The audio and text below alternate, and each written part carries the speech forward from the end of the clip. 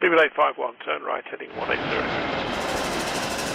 Order 14 Papa, turn right 245, report localizer established 27. In recent days, the Boeing 737 MAX took to the skies for one of its most important and crucial flights for a significant period of time. Boeing, as an aircraft manufacturer, have been actively working towards seeing their troubled 737 MAX returned in the aviation industry. However, it's a far more complicated process than one may have first imagined, and if you've been tuning into the channel since March of 2019, you'll most definitely know that as we've documented the developments here. Boeing have been collecting the approvals from regulators essentially like infinity stones. And yes, that's a pop culture reference in an aviation video, but sometimes you've just got to have a little bit of fun.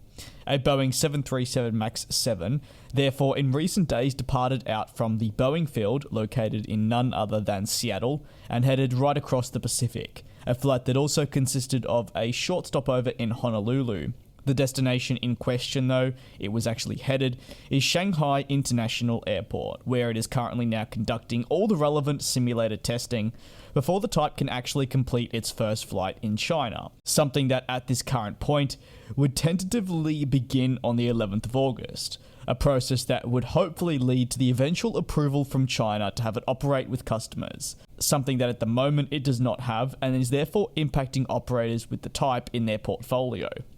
The Boeing 737 MAX and China conversation and also recertification plans have almost been consistently documented within the industry, and it's safe to say that it's been by no means an easy task, especially with the tensions from the likes of China and the United States definitely playing a major role in China trusting that Boeing had indeed made the 737 MAX safe once again.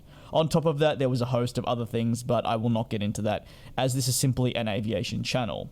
While other regulators and also operators certainly took their time to reintegrate the MAX back into commercial operations, for China, Boeing have been in not so positive talks for some time. Only recently has that changed.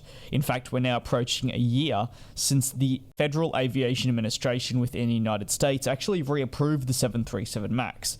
But if we take a look at the developments within China, we're still waiting. Obviously, with the testing program likely getting underway very shortly, this will aid China in their eventual goal to assess the aircraft and then approve it once again to fly for commercial operations.